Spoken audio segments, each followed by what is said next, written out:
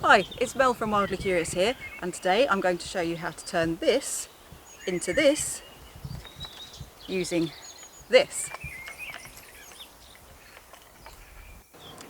For this project you'll need two straight sticks, at least as thick as a thumb. One of them needs to be slightly longer than the other. This one I'd say is about 30 centimetres, this one can be a little bit less. And for tools you'll need a saw, a knife, a mallet and some string. So I'm taking my knife and placing it across the centre of the longer of the two pieces of wood, and just going to batten it to split it in half.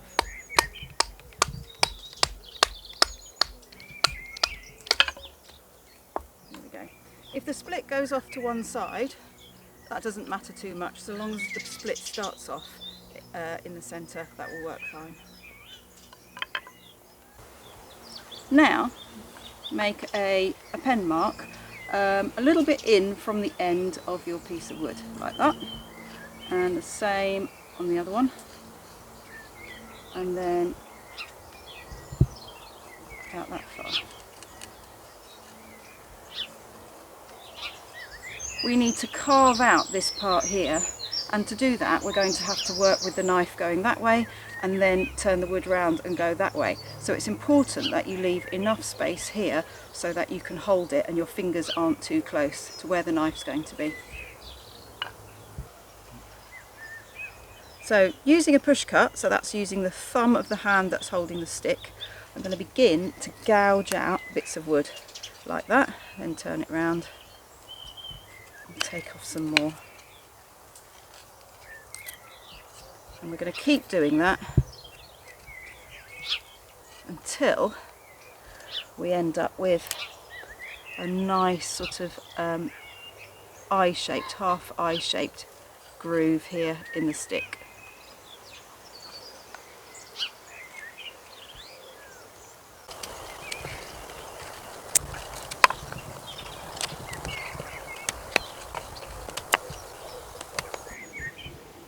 Once you've finished carving out the grooves, when you put the two halves of the stick together, you should end up with a nice curved shape like this. If you want to, you can use a bit of sandpaper just to smooth this out to reduce the friction as much as possible. The wood is easiest to carve if it's green or freshly cut wood. This is quite well seasoned, so this is easier to sand but harder to carve.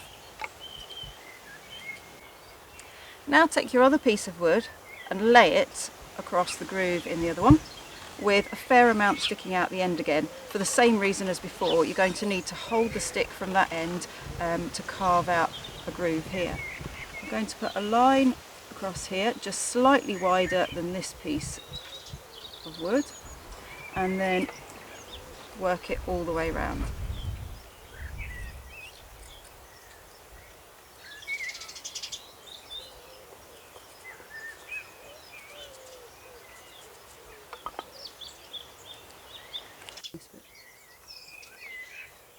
Now I need to saw a stop cut all the way around here and all the way around here. This cut definitely doesn't want to go all the way through. It needs to go a few millimetres deep and then turn.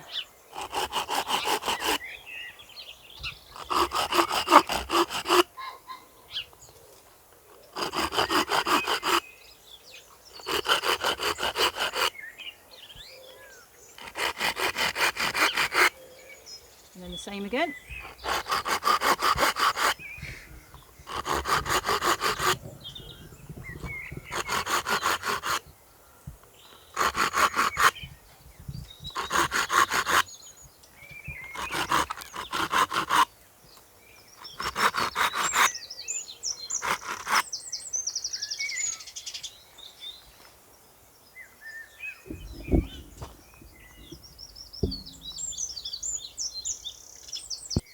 So now with the two stop cuts in place, we need to use a push cut again to remove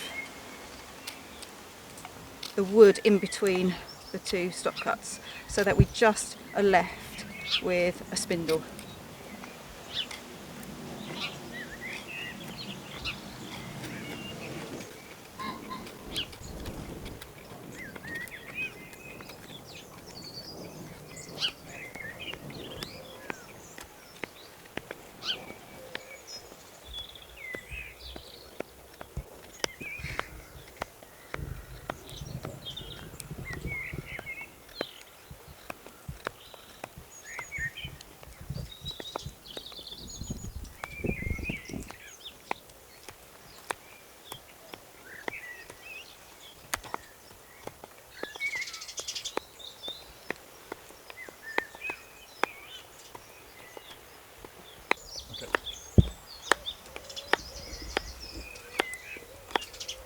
So I'm doing a cut and a turn, a cut and a turn, which will ensure that your spindle stays relatively central. And then spin it round the other way, do the same again. Every now and then you can just stop and try it for size. So it's going to fit, let's put it that way, fit in there and like that. We want it to move freely. That's not thin enough yet, so we can either take a little bit more off of here, making sure that it doesn't go too thin, or we can take a little bit more off here.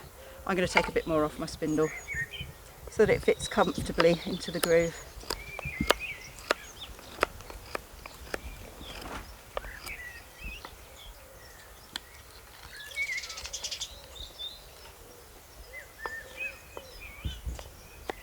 You can see I'm keeping my fingers well away from where I'm using my knife. I'm not dangling them down here.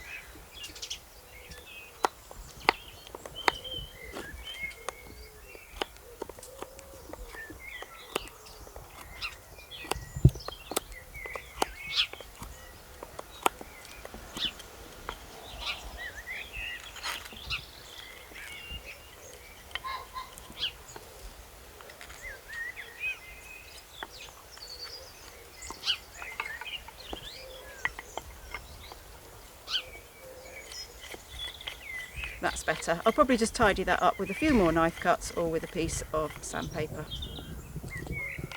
Now that we've checked that the spindle fits properly into that gap, what we need to do now is we need to tie the split stick together in 3 places. One here, one in the middle and one at the end. So for that I'm going to take a fairly large length of string, almost 1 metre.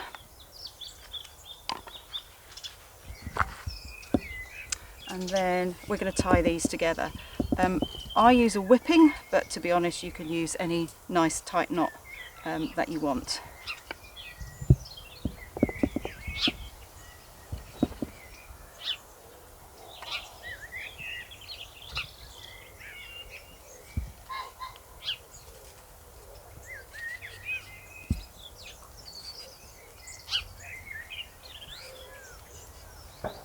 So I made a little loop and then I'm twisting the string around the stick. I'm pulling it nice and tight and I'm working towards the loop. When I run out of string, I poke the string through the loop and then I pull the other end. And what it does is it pulls the loop underneath the coil of string and makes it nice and tight. If you want to, you can just cut the string off here, or if you want to make absolutely certain it's not going to come undone, just tie it with a reef knot.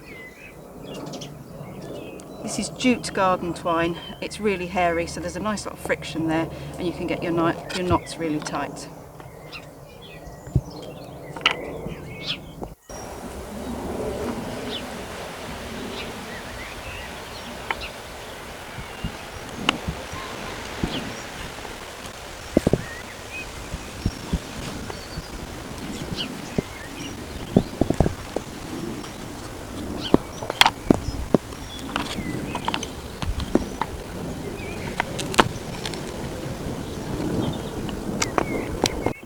For the last whipping, I'm actually going to tie it about here because I need to leave a space under where the spindle goes through to make a little groove, and so I don't want to tie my string over that.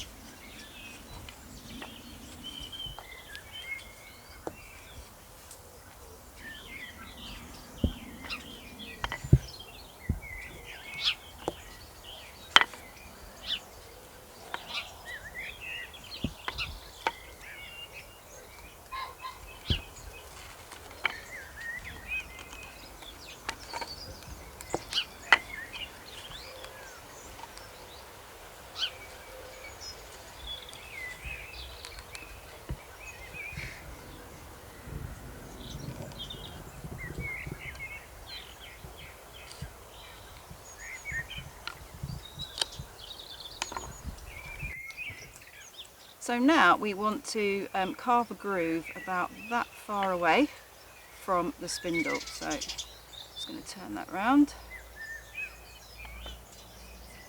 mark it off like that, and then using my knife I'm going to put a stop cut, pressing quite hard down on there. You can see that I'm doing this over the end of this, over the edge of the tree stump. If I do it there, I can't turn it, so I'm just dangling it over the end. I'm pushing down quite hard because I want a relatively deep stop cut. If you're not very confident in doing this with a knife, you could always do it with a saw, but you only want to go down 1 millimetre or 2. Once you've gone all the way around, we're going to put the knife blade in just underneath the stop cut, and using a push cut again, just going to push up to that stop cut that I've made. So cut and turn all the way around. Once I've gone all the way around, turn it the other way and do the same again. And what you're left with is a little groove. We'll tidy that up in a minute. Now we have our groove, and we're just checking to make sure that this is moving freely. That's fine. This is the bit we're going to be holding to twizzle our string into rope.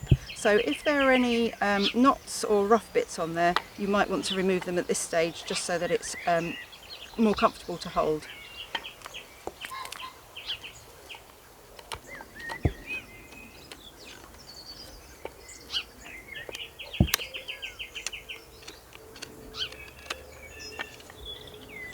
There we go, ready to go. So I'm using the same garden jute twine as I used to do my whippings, and you need quite a lot of this. You can either hook it around something like this, a hook, or you can hook it around a branch, or you can get someone else to hold a stick and hook it round a stick instead. But I'm just going to hook it round there today, and then I'm going to walk backwards with it, taking care not to fall over anything. The piece of rope that you end up making will end up being about 1/6 of the size of string that you start with. So I'm going to bring it back to about there and then cut it off.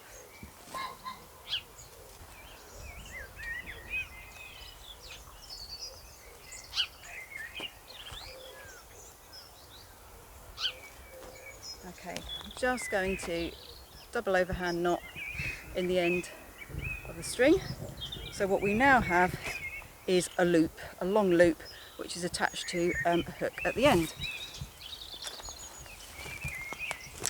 Okay, so holding the handle and the twizzly bit, we're going to put our string into the groove that we just carved. And then it doesn't matter which way you spin first, but you just have to remember, I always spin clockwise first. So I'm going to hold it like this with this part upright.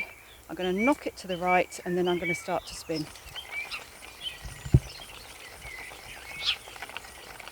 This takes a little while.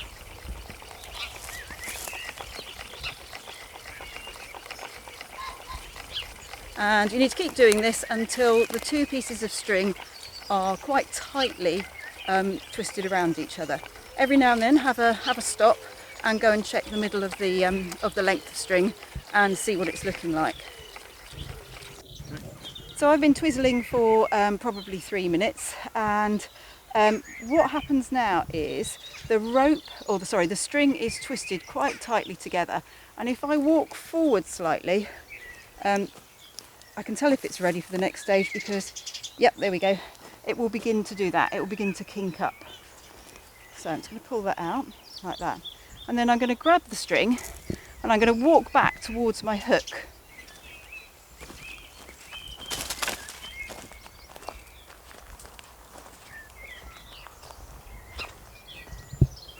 When I get to the hook, just going to hook my loop over there like that. Pick up the other end, which has kinked quite a lot now, and just spend a moment pulling out those kinks like that. evening it up like that. And now I've got a second loop, which I'm also going to hook over my rope twizzler into the groove like that. Okay, so what we've got now are 3 lengths of the string that was twisted together, and this time, instead of spinning clockwise, we're going to spin anti-clockwise like this. It won't take us long this time.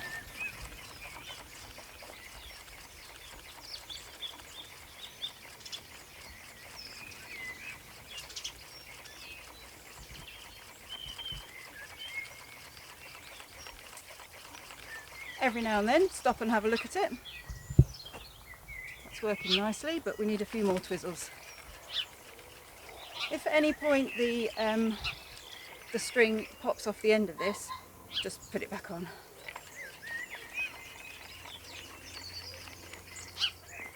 A little bit more.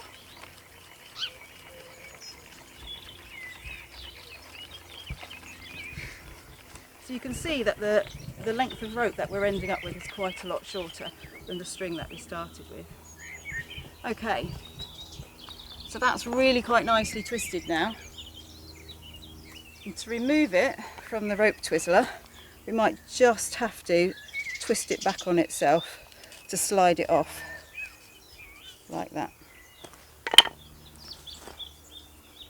There you go. Let's do the other end.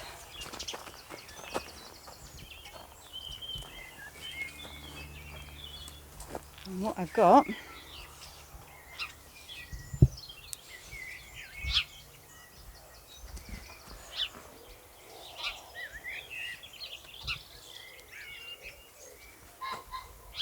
is rope. To take this project one step further, you might want to turn your rope into a woodland skipping rope. So cut a thick piece of elder, avoid the nodes, so cut a piece to skipping rope handle length, about that long, and then the centre of elder has a fluffy, pithy centre that can be picked out or pushed out with a tent peg, and then all you do is thread the end of your rope through there, tie a figure of 8 knot at the end, and hey presto, you've got skipping rope with handles.